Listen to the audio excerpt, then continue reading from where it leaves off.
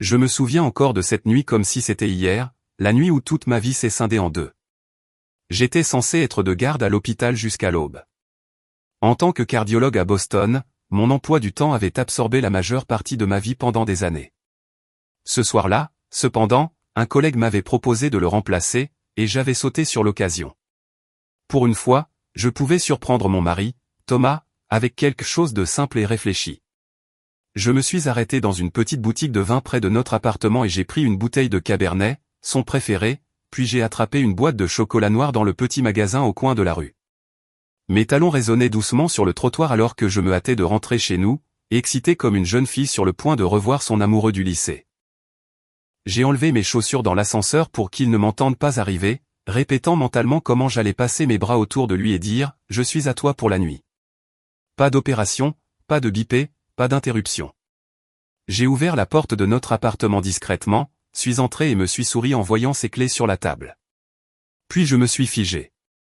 Un rire, doux, féminin, intime, a résonné depuis notre chambre, suivi de sa voix plus basse, presque un grognement, « Tu es incroyable, Diana ». Mon estomac s'est noué. Je ne pouvais ni bouger ni respirer. Une seconde, j'ai cru que j'imaginais, que c'était la télévision, mais le bruit distinct des draps froissés et un soupir aigu qui n'était pas le mien m'ont détrompé. J'ai serré le sac de vin plus fort, mes mains tremblant si fort que la bouteille a heurté la boîte de chocolat. J'aurais voulu me retourner et partir discrètement, disparaître dans le couloir comme si je n'étais jamais rentré, mais mon corps n'obéissait pas. Mes pieds semblaient cimentés au parquet. Il y avait des chaussures dans le couloir qui n'étaient pas les miennes. Des stilettos rouges éclatants, éraflés par les rues de la ville, jetés négligemment près du placard. L'odeur du parfum m'a frappé, lourde, musquée, agressive, celle que je ne porterai jamais. Mon cœur battait contre mes côtes tandis que je fixais la porte de la chambre à moitié ouverte et les ombres mouvantes derrière elle. Je pensais que ta femme serait à la maison, murmura la femme. Elle est de garde jusqu'au matin, à sauver des cœurs quelque part, répondit Thomas, son ton débordant d'arrogance. J'ai claqué la porte derrière moi. Le bruit a résonné dans l'appartement, mettant fin à leur petite fantaisie. Il y eut des mouvements frénétiques, des chuchotements, puis Thomas a trébuché dans le couloir, boutonnant sa chemise. Il eut l'audace d'avoir l'air surpris, même coupable, mais cela dura à peine une seconde avant qu'il ne remette son masque habituel de confiance, ce n'est pas ce que ça semble être, Julia. Ma voix sortit étrange, métallique, comme si elle n'était pas la mienne. Vraiment? Parce que ça ressemble exactement à ce que je pense.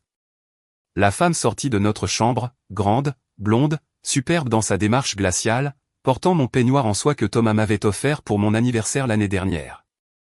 Elle me fit un petit sourire délibéré. Diana, dit-elle d'un ton détaché, comme si nous nous retrouvions autour d'un café. Je ne m'attendais pas à te rencontrer comme ça. La vie est pleine de surprises. Tu portes mon peignoir, murmurai-je. Oh, je ne savais pas. Thomas me l'a offert. Mais si ça te dérange. Elle fit glisser ses doigts vers la ceinture comme pour l'enlever sur le champ dans le couloir. Ça suffit, Diana, claqua Thomas, visiblement ébranlé. Julia, parlons-en. Ce n'est qu'un malentendu. Un malentendu? Tu couchais avec elle dans notre lit, Thomas. Ne sois pas vulgaire. Tu es médecin. Tu es censé être classe. Quelque chose en moi céda. Je lançai le vin et les chocolats contre le mur, la bouteille éclatant et tachant la peinture blanche de rouge comme une blessure. Diana sursauta. Thomas recula. Tu es pathétique, murmura-t-il, puis éleva la voix. Tu crois pouvoir partir et emmener Ryan avec toi. Il reste avec moi. Je le fusillai du regard. Ryan n'a jamais été ton fils, Thomas. Pas dans ton cœur. Et c'était fini. Je suis sorti pieds nus, les larmes coulant sur mes joues, avec une seule pensée martelant mon esprit, je dois récupérer mon garçon et quitter cette maison toxique pour toujours. Je n'ai pas dormi cette nuit-là. Je me suis assise au bord du lit dans l'appartement de mon amie Vicky, les mains entourant une tasse de thé tiède depuis longtemps devenue amère. Ryan était recroquevillé sur le canapé, serrant son renard en peluche comme s'il était la seule chose sûre au monde. Je regardais sa petite poitrine se soulever et retomber et pensais, c'est fini. Nous quittons Boston. Nous quittons Thomas. Nous quittons cette vie qui nous traitait comme des invités dans notre propre maison. Le matin, j'ai appelé un avocat. Le divorce prendrait du temps, et Thomas se défendrait. C'était dans sa nature de se battre pour de mauvaises raisons. Mais il y avait quelque chose qu'il ne pouvait empêcher, mon droit de partir. Où vas-tu aller ? Demanda Vicky doucement en me servant une deuxième tasse. N'importe où, sauf ici, répondis-je, étonnant même moi-même par la conviction dans ma voix. Je veux le calme. Je veux de l'espace pour que Ryan puisse respirer. Et j'ai besoin de guérir avant de me noyer dans cette ville. Cet après-midi-là, pendant la sieste de Ryan, j'ai ouvert mon ordinateur portable et cherché des maisons. Je ne savais pas exactement ce que je cherchais, mais mon cœur m'attirait vers le Vermont, un état que je n'avais visité qu'une fois lors d'un week-end il y a des années, mais qui était resté gravé dans ma mémoire comme un tableau. Des montagnes vertes, des rivières sinueuses, des villes semblant figées dans le temps. Une annonce attira mon attention, une vieille ferme à la périphérie d'une petite ville des Green Mountains. 2 étages, porche autour, pommier dans le jardin. Le prix était étonnamment bas, mais quelque chose me fit hésiter avant de cliquer. C'était peut-être là, notre nouveau départ. Lorsque j'appelai, une voix chaleureuse mais légèrement tremblante répondit, Walter Finch à l'appareil. Il était le propriétaire de la maison. Il expliqua presque avec des excuses qu'il était un vieil homme vivant seul et qu'on lui avait diagnostiqué un cancer du poumon à un stade avancé. Il voulait vendre la maison mais y rester jusqu'à la fin. Sa voix se brisa lorsqu'il le dit, c'est la seule maison qu'il me reste. Je compris, et je compris vraiment. 2 jours plus tard, Ryan et moi avons emballé tout ce que nous pouvions dans mon ancien SUV. Il s'assit à l'arrière avec son renard et un carnet dans lequel il avait commencé à dessiner.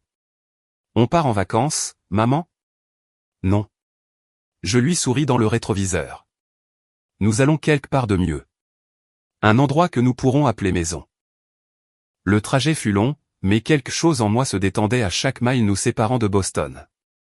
La skyline rétrécit, puis disparut, remplacée par des collines ondulantes et des champs parsemés de granges. Ryan regardait par la fenêtre, les yeux écarquillés, comme s'il voyait le monde changer de couleur. « Regarde, maman, un pont couvert », s'exclama-t-il en entrant dans le Vermont. « On dirait un livre d'histoire. »« Peut-être que c'est un livre d'histoire, » murmurai-je, les mains serrant le volant, sentant le poids de notre ancienne vie enfin s'éloigner. Nous arrivâmes en fin d'après-midi. La ferme se tenait comme sur les photos, vieille mais digne, avec une peinture blanche patinée par le temps et une balançoire de porche qui grinçait dans le vent. Walter Finch nous attendait sur le porche. Grand mais légèrement voûté, cheveux blancs soigneusement coiffés, vêtements simples mais propres, il dégageait une fierté malgré sa maladie qui me fit m'arrêter. « Vous devez être le docteur Summers », dit-il en tendant une main étonnamment ferme. Et voici le jeune Ryan. Bienvenue à Finch House. Ryan sourit timidement et se serra contre ma jambe, murmurant, il ressemble au grand-père de mon livre. Je souris à Walter, merci de nous accueillir. Et à cet instant, j'ai su que nous venions peut-être d'entrer dans l'endroit où tout allait changer. La maison grinçait comme si elle respirait, chaque son portant des décennies de souvenirs qui ne m'appartenaient pas encore.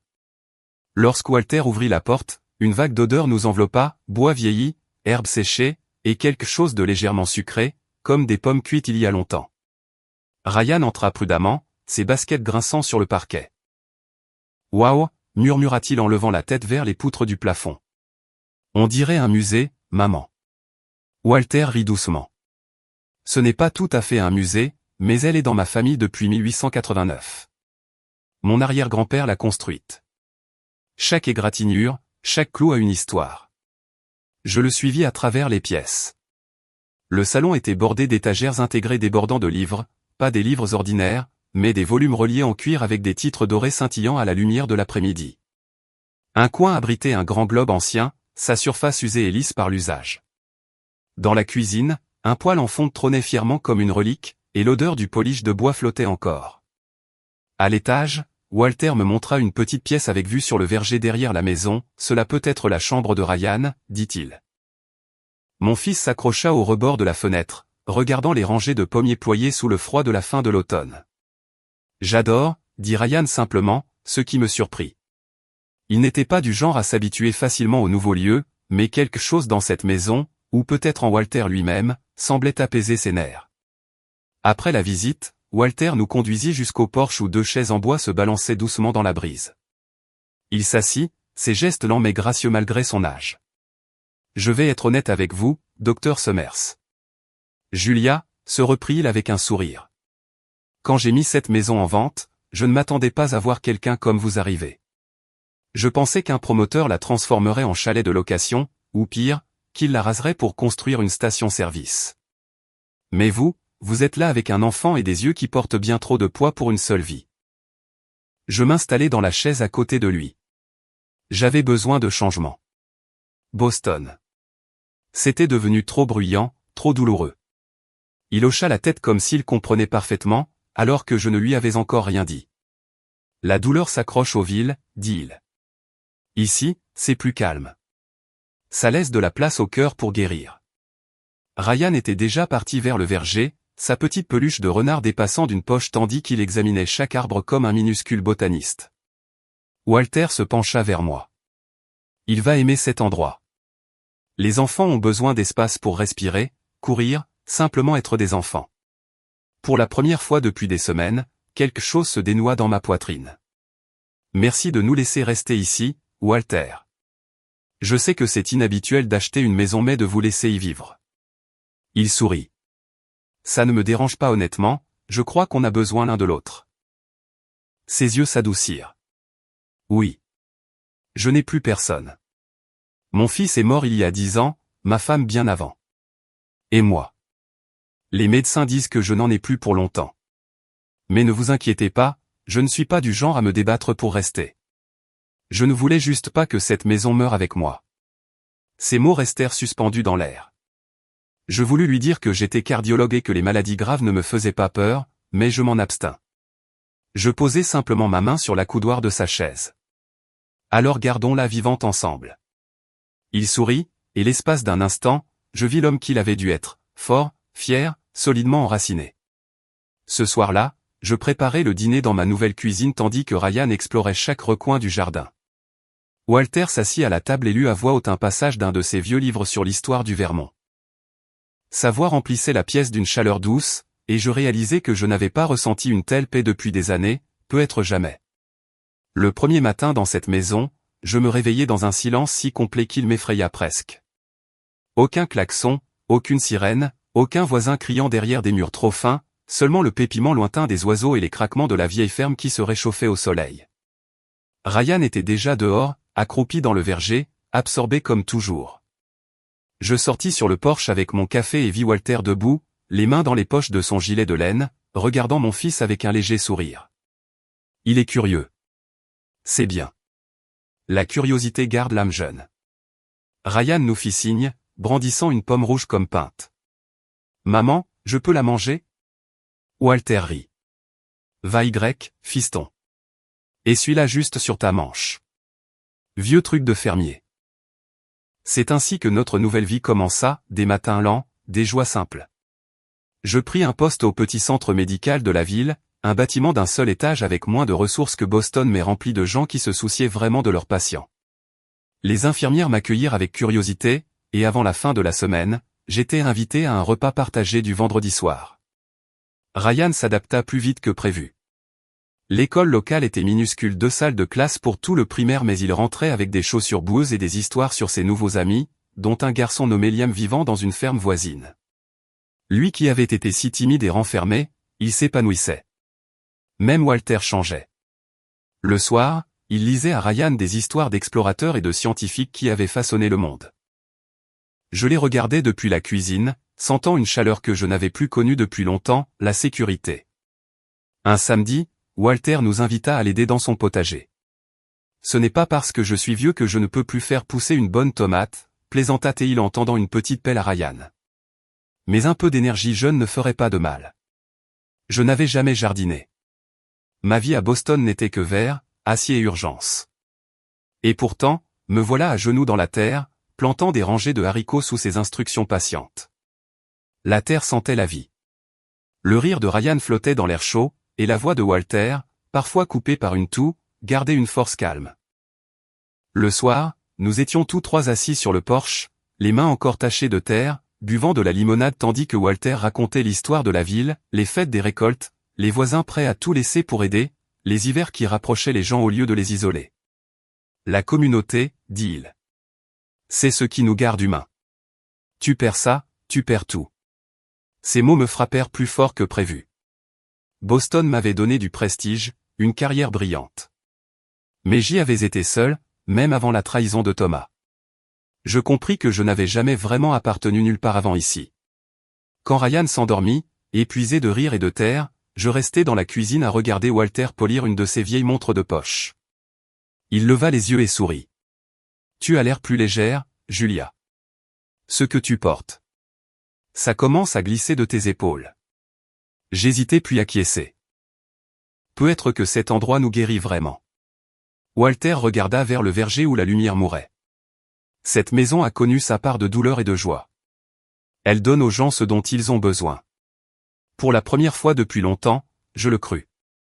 Tout commença par un son, une toux faible, sifflante, venant de la pièce voisine alors que je révisais des dossiers médicaux un soir. Je l'avais déjà entendu tousser et il accusait l'âge ou les hivers du Vermont, mais cette fois il y avait un râle qui me fit poser mon stylo. Walter ? Il était dans son fauteuil près de la cheminée, une main sur la poitrine. Ça va ? Il balaya mon inquiétude d'un geste. Comme d'habitude. Ne vous tracassez pas pour moi, docteur Summers. Mais je me tracassais. Impossible autrement quand on a passé sa vie à sauver des cœurs et des poumons. Vous avez dit que vous aviez un cancer du poumon à un stade avancé. Puis-je voir vos dossiers médicaux ? Si je vis ici avec Ryan, je dois comprendre ce qui se passe. Il hésita, puis hocha la tête. Dans le bureau à cylindre. Diagnostic posé par le docteur Alan Monroe, chef de médecine interne de notre clinique. Un homme très respecté. Je ne répondis pas, mais mes instincts se crispèrent. J'avais déjà rencontré Monroe, un homme trop suave, sourire figé et quelque chose m'avait déplu. Je parcourus les documents, radio floue, notes vagues, aucune biopsie, aucune mise en stade précise, seulement une mention, probable carcinome terminal. Ils n'ont jamais fait de prélèvement ? Non, il disait que ce n'était pas nécessaire à mon âge. Il m'a dit de régler mes affaires, alors j'ai mis la maison en vente. Je restai figé. Régler mes affaires. Ce n'était pas de la médecine, c'était de la manipulation. Ce soir-là, après son coucher, je scannais les documents et les envoyais à un collègue de Boston, spécialiste thoracique en qui j'avais une confiance absolue. Besoin d'un second avis. Quelque chose cloche. Une semaine plus tard, il me rappela, Julia, ce n'est pas un cancer du poumon. C'est une bronchite chronique avec quelques signes d'emphysème, fréquents à son âge. Traitable, gérable. Terminal ? Absolument pas, je m'assis sur les marches du porche, fixant Ryan qui courait après les lucioles. Le soulagement fit place à la colère. On avait fait croire à Walter qu'il mourrait. On l'avait poussé à vendre sa maison familiale. 2 jours plus tard, mes soupçons devinrent certitude. En passant devant le bureau de Monroe tard le soir, j'entendis des voix. « Elle ne tiendra pas longtemps ici », dit Monroe. « Une mère célibataire sans attache. Elle finira par vendre. » Une autre voix répondit, « Elle a intérêt. Cette propriété est parfaite pour notre projet de complexe hôtelier. Garde le vieux persuadé qu'il vit sur du temps emprunté. On s'occupera du reste. Projet de complexe hôtelier, propriété, faux diagnostic terminal. » Mon cœur tambourina. Plus tard dans la soirée, lorsque Walter rentra du porche, je lui dis doucement, « Walter. Vous n'avez pas de cancer. J'ai envoyé vos dossiers à un spécialiste, quelqu'un en qui j'ai totale confiance. Vous souffrez de bronchite chronique, rien de plus. » Il me fixa comme si je parlais une langue étrangère. « Que dis-tu, Julia ? Zet Monoli. »« Oui, murmurai-je. Il a menti pour te faire croire que tu étais en train de mourir afin de te pousser à vendre ta maison. » Walter s'effondra dans son fauteuil, le visage pâle, les yeux embués de confusion et de colère. « C'est tout ce qu'il me reste. » Pourquoi quelqu'un ferait ça ? Parce que cette maison a pour eux une valeur que tu n'as pas en ce moment. Mais nous allons nous battre, Walter. Tu n'es pas en train de mourir et tu ne perdras pas ta maison face à des gens comme eux. Cette nuit-là, je mis Ryan au lit et restai près de la fenêtre, regardant le verger onduler sous le clair de lune. Je pensais à Boston, à une trahison dans mon propre mariage, et je compris que ce n'était pas seulement une question de Walter. Il s'agissait de gens comme moi, qu'on avait convaincus qu'ils n'avaient pas d'importance, qu'on avait trompés pour qu'ils abandonnent des morceaux d'eux-mêmes. Et je décidai, pas cette fois. Je pensais avoir laissé Thomas derrière moi, toute l'amertume de Boston dans mon rétroviseur. Mais la trahison a une façon de vous suivre, même quand vous croyez l'avoir distancé. Tout commença par une enveloppe dans la boîte aux lettres, sans adresse de retour, seulement mon nom écrit de la main glaciale et parfaite de Thomas. À l'intérieur, des papiers de divorce et ce qu'il appelait une offre généreuse, transférer 51% de sa société à mon nom dans le cadre de la séparation. Au début, j'ai presque ri. Thomas généreux? Jamais. Puis un sentiment plus sombre s'installa dans mon ventre. Ce soir-là, après que Ryan se soit couché et que Walter lise près du feu, j'appelai un vieil avocat d'affaires, Paul Dobson, qui habitait 2 villes plus loin. Homme discret aux yeux perçants et à l'esprit encore plus affûté. Je lui envoyai les documents par email et, au matin, il me rappela, « Julia, ce n'est pas de la générosité, dit-il platement. C'est un piège. Sa société s'effondre. Montagne de dettes, procès, impôts impayés. Si tu signes, tu deviendras propriétaire majoritaire et légalement responsable de tout lorsqu'elle s'effondrera. » Je fixai le comptoir de la cuisine, les jointures blanches contre le téléphone. Il essaie de me ruiner financièrement. Il veut te rendre désespéré. Tu devras vendre tout ce qui a de la valeur pour couvrir les conséquences. Il y eut une pause, y compris ta nouvelle propriété. Ma poitrine se serra. Il sait pour la maison. Il avait planifié ça. Et alors tout devint clair, Thomas et le docteur Monroe. Monde différent, motivation différente, mais tous deux tournant autour de la même chose, la fin Chaos, une propriété historique avec accès à la rivière et potentiel de développement. Pour Thomas, c'était un levier. Pour Monroe et son mystérieux partenaire, c'était du profit, et j'étais la cible facile, une étrangère, encore légalement mariée, distraite par mon fils et ma nouvelle vie. J'appelai Thomas. Il décrocha au deuxième son de la sonnerie, sa voix coulante de charme fin. « Jules, j'espérais que tu appellerais. On peut faire simple. Tu signes et tu gardes la maison. Tout le monde s'en sort heureux. Ta société est en faillite, dis-je froidement. Tu veux me refiler tes dettes. » Il rit bas et cruel. « Allez, Julia. Tu crois pouvoir rester une petite médecin de province éternellement? Le Vermont ne te sauvera pas. Cet endroit est un passif, pas un foyer. Prends l'offre. Vends cette maison et nous passerons tous les deux à autre chose. » Ma voix trembla, mais pas de peur. « Je ne signerai jamais tes papiers, Thomas. Et je ne vendrai jamais cette maison. » Il ricana encore, comme autrefois lorsqu'il croyait avoir gagné un argument. « On verra, Jules. On verra. » Après avoir raccroché, Walter leva les yeux de son livre, l'inquiétude gravée sur son visage. Mauvaise nouvelle.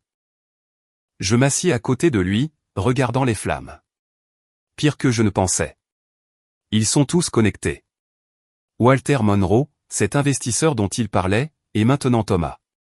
Ils veulent cette maison. La mâchoire de Walter se serra sur mes épaules. Puis, avec un rire amer, c'est ce à quoi il s'attendait, n'est-ce pas? Oui, murmurai-je. Mais ils nous ont sous-estimés. Je ne dormis presque pas cette nuit-là. Au lieu de cela, je restais à la fenêtre, regardant le verger briller faiblement sous la lumière du porche. Ryan bougea une fois, marmonnant quelque chose sur une sortie scolaire, puis se rendormit, paisible et en sécurité pour l'instant. Dans ce silence, je pris une décision, je ne défendrai pas seulement cette maison, je riposterai. J'avais passé ma vie à sauver des cœurs. Maintenant, je devais sauver la mienne et celle de Walter aussi, face à des gens qui prospèrent en détruisant les autres. Au matin, j'appelai de nouveau Paul et lui demandai de commencer à enquêter sur les liens de Monroe. S'ils veulent la guerre, lui dis-je, nous leur en donnerons une, mais nous combattrons intelligemment. Walter entra dans la cuisine, tenant sa tasse de thé, et me fit un signe de tête. Il ne demanda pas ce que j'avais fait toute la nuit. Il n'en avait pas besoin. Les jours suivants se fondirent en un mélange de réunions stratégiques et de détermination silencieuse. Paul, l'avocat, était meilleur que je ne me souvenais, calme, efficace et implacable. Il plongea dans les comptes financiers de Monroe, découvrant une traînée de pots de vin et de transactions foncières suspectes liées à son soi-disant partenaire en développement touristique, un homme nommé Richard Cole. « Ta maison, les terres de Walter », expliqua Paul un soir en tapotant une épaisse pile de documents imprimés sur ma table de cuisine, c'est un terrain de choix pour un centre de luxe. Et Monroe et leur homme à l'intérieur, orientant les diagnostics médicaux pour pousser les gens à vendre quand ils refusent. Walter secoua la tête, les mains agrippant le bord de la table. Pendant toutes ces années, je pensais que Monroe était un homme honnête. Je lui faisais confiance. Sa voix tremblait. Il m'a dit que je mourrais, Julia, et je l'ai cru. Je posai doucement ma main sur la sienne. Il ne s'en sortira pas, Walter. Nous allons nous en assurer. Le plan était simple mais risqué, dénoncer le faux diagnostic de Monroe et le relier directement au projet de développement de Cole. Je recueillis les témoignages d'autres patients âgés, à qui l'on avait dit de régler leurs affaires pour des maladies terminales vagues. Paul organisa un examen médical indépendant du cas de Walter et les résultats furent concluants, pas de cancer, pas de maladie terminale. Nous présentâmes tout au conseil municipal. Je m'attendais à de la résistance, voire au rejet. Il est facile d'ignorer les étrangers, mais j'avais sous-estimé la communauté. La rumeur sur les agissements de Monroe et Cole s'était déjà répandue. Les gens vinrent, un par un fermier pressé de vendre, une veuve ayant reçu un diagnostic douteux similaire, même une des infirmières de Monroe qui avoua avoir vu des paiements inhabituels de la société de Cole. Le conseil vota à l'unanimité pour suspendre Monroe, en attendant une enquête complète, et la police locale lança une enquête sur les affaires de Cole. Tout s'effondra plus vite que je ne l'imaginais. Une fois un fil tiré, tout leur plan s'effondra. Thomas, bien sûr, ne le prit pas bien. Il m'appela la même nuit où l'histoire sortit dans le journal local. « Qu'est-ce que tu as fait, Julia » aboya-t-il au téléphone. « Tu t'es fait des ennemis puissants. Tu crois que cette petite ville te protégera toujours ?» Je le laissai râler, puis le coupai d'une voix calme et posée que je reconnaissais à peine. « J'en ai fini de te laisser me contrôler, Thomas, et j'en ai fini d'avoir peur des hommes qui croient pouvoir prendre tout ce qu'ils veulent. Tu géreras tes dettes seul. Je ne suis plus ton bouclier. » Le silence à l'autre bout fut net, presque satisfaisant. Il raccrocha sans un mot. Ce week-end-là, quelque chose de remarquable se produisit, les habitants de la ville se présentèrent au verger de Walter, voisins à peine connus, apportant échelles et paniers. Ils passèrent la journée à récolter les pommes, riant et discutant de la manière dont cette ville ne permettrait plus jamais à des étrangers de la manipuler. Ryan courait entre les arbres, son rire résonnant comme des cloches, tandis que Walter supervisait depuis le porche, les larmes scintillant dans ses yeux. « Je n'aurais jamais cru voir ça », murmura Walter, regardant son jardin plein de gens qui se souciaient. « Cette maison n'est pas seulement bois et clous, Julia. C'est la vie, et tu l'as ramenée. » Je lui souris, ressentant ce même serrement dans ma poitrine, celui qui m'avait tenaillé depuis Boston, enfin se relâcher et se dissoudre. « Non, Walter, nous l'avons ramenée. » Ce soir-là, après le départ de tous, Walter me tendit quelque chose de petit et froid, une clé en laiton, lourde du poids des ans. C'était celle de mon père. « Pour le grenier et pour toi. Un jour, cette maison sera à toi, Julia. Toi et Ryan lui avez redonné vie. Promets-moi que tu la garderas en sécurité. » Je refermai mes doigts autour de la clé, submergé par l'émotion. « Je promets. » Pour la première fois depuis des années, je ne me sentais plus simplement en train de survivre. Je me sentais enfin chez moi et prête pour tout ce qui viendrait. L'enquête sur Monroe et Cole avança rapidement une fois le conseil impliqué. En un mois, Monroe avait rendu sa licence médicale en attente de procès, et les projets touristiques de Cole s'effondrèrent sous le poids des accusations de fraude financière. Mon ex-mari, Thomas, retira discrètement son offre généreuse et vendit ce qui restait de sa société, affrontant enfin les dettes qu'il avait tenté de me refiler. Pour la première fois depuis mon départ de Boston, je pouvais respirer sans attendre le prochain coup. Mais le plus grand changement n'était pas dans les tribunaux ou les réunions du conseil. C'était à l'intérieur de nos propres murs. La ferme ne ressemblait plus à l'histoire de quelqu'un d'autre, elle était devenue la nôtre. Ryan décorait sa chambre avec des croquis de pommiers et avait accroché sur le réfrigérateur son tout premier test d'orthographe parfait. Il courait avec les autres enfants de l'école à travers les champs jusqu'à ce que le soleil disparaisse derrière les montagnes, son rire résonnant comme s'il était né ici. Walter, lui, avait changé le plus. Libéré de l'ombre d'une sentence de mort, il abordait chaque jour différemment, comme s'il avait reçu une seconde chance. Il avait commencé la kinésithérapie, réduit ses cigarettes et suivait un plan de traitement que j'avais conçu pour lui. Il avait même renoué avec sa sœur cadette arrangée après 20 ans de silence. La nuit de sa première visite, Walter avait pleuré ouvertement à table, serrant ses mains comme s'il craignait qu'elles disparaissent.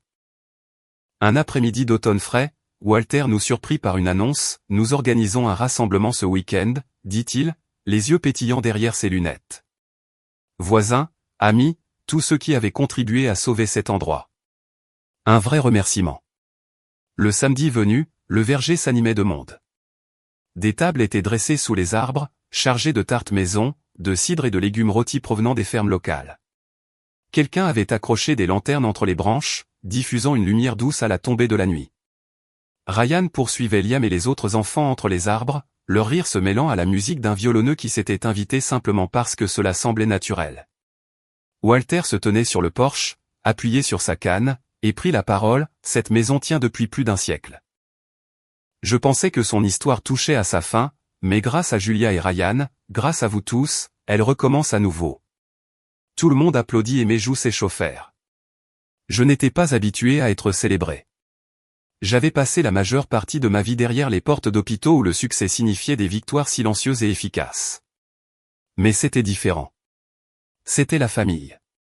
Plus tard dans la nuit, après le départ du dernier invité et quand Ryan s'était enfin endormi en serrant une pomme au caramel dans sa main collante, Walter et moi nous sommes assis sur la balançoire du porche. Le verger brillait sous la lune et l'odeur du cidre flottait dans l'air frais. « Tu m'as sauvé, Julia », murmura Walter.